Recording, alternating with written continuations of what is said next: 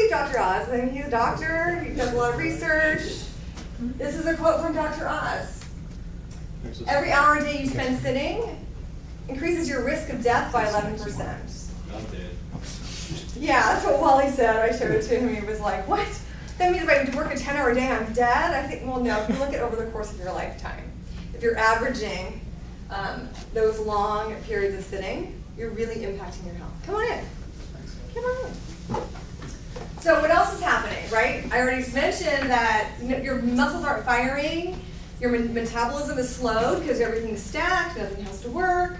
So everything you eat is going to storage, and we eat so much sugar and high fructose corn syrup and all that stuff. Maybe you guys don't, but most of the population does. And all of that weight goes to the waist size. One of the best indicators of health is your waist size. So for women, your waist should be under 35 inches for optimal health. For men, it should be under 40. And this is your waist, like around the belly button, parallel to the floor, okay? So, and the reason is that that fat is not just outside your body, it's fat all around your internal organs. It's actually, it has a metabolic impact. It's impacting your endocrine system and your hormones. So it's really important not to have all that belly fat. And in fact, what we found is that the top 25% of the people who sit less have 1.6 inch smaller waists. So the more you sit, the bigger your waist.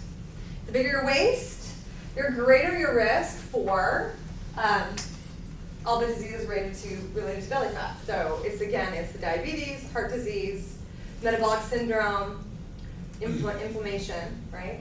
And even cancer, okay? Even cancer.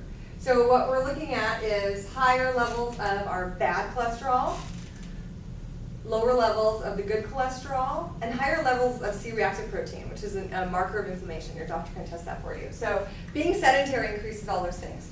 If you scroll down just a touch to our little crabby friend here, couldn't really find another better picture for cancer. Women who sit more than 6 hours a day were 40% more likely to die during the course of the study they did from cancer. So basically, you're increasing the fatality rate of cancer if you sit more than 6 hours a day. The effects were more significant on women than men. And when it comes to colon cancer, there's one specific type that is highly correlated to sitting. The more you sit, the higher your risk of that specific colon cancer. So, what do you guys want to know?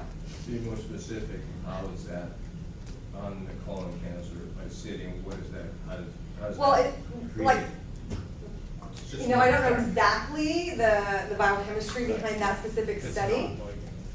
But, you know, like I said earlier, it's the impact on your colon, right? We have less metabolic function going on generally, so you're probably, your digestion isn't as great, your bowel movements probably aren't as frequent.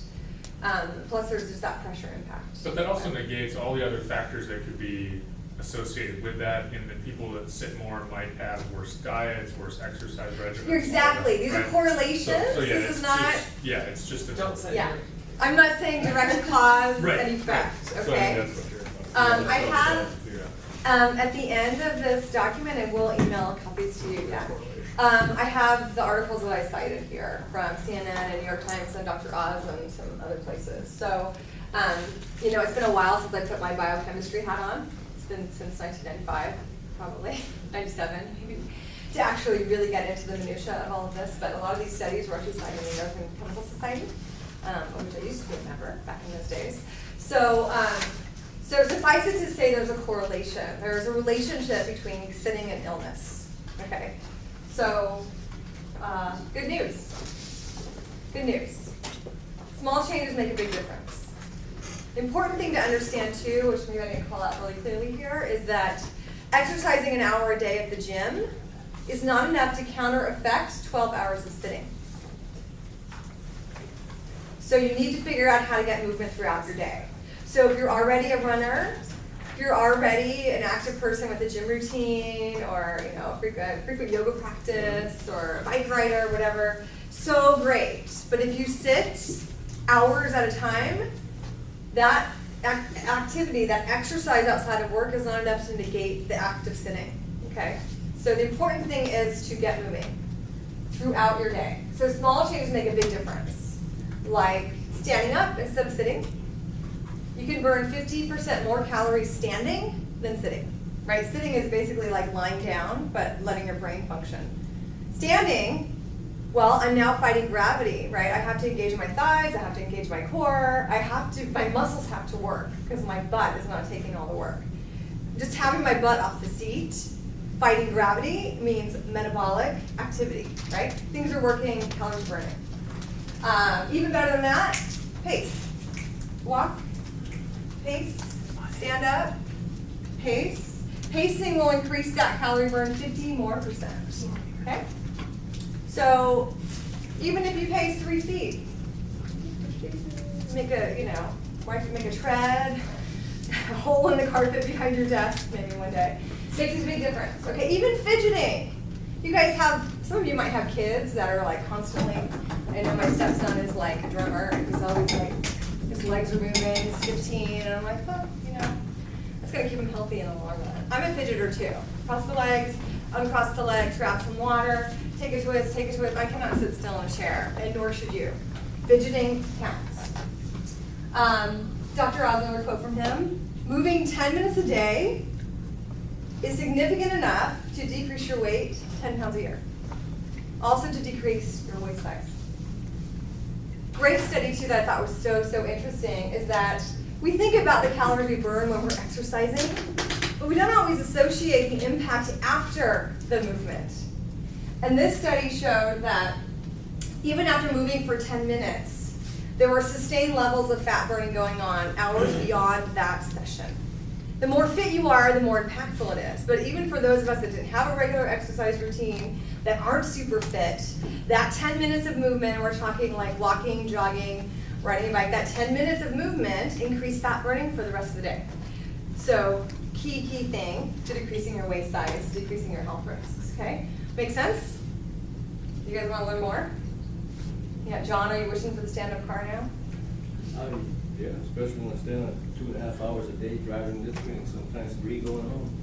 T has a 2.5-hour commute today. He did. The man needs a stand-up vehicle. Yeah? Yes. Or a pedal car, right? Start fidgeting. Fidget in your car. Fidget in your car. You actually know what? I do have after a while. You got to. You start tweaking out. Tweaking out. Tweaking out. Yeah, I'll tell you, one of the things I did when I was first in my environmental consulting job, when I lived in New York, I commuted everywhere, New Jersey, Maryland, Pennsylvania, name it, right? And I was in the car, and I would do butt squeezes. I would be like music on, squeeze your glutes. That's okay.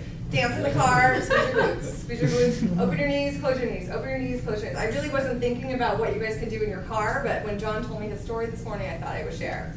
That little insight. As embarrassing as it is, squeeze your booty, open and close your knees, right? You can move your rib cage side to side, a little ab workout. You can do a lot in the car just to keep contracting your muscles. Try it on your way home. I want you to email me later and tell me how that felt. Okay. But you need good music. Don't have it. Yeah, You need some good thumping music, right? No need to hear the 2 same hours repeated of NPR, right? You heard one, you're good. Put the news on, then turn it off, put on your music, let's go. Okay, so let's get moving. So here, while working, all right, so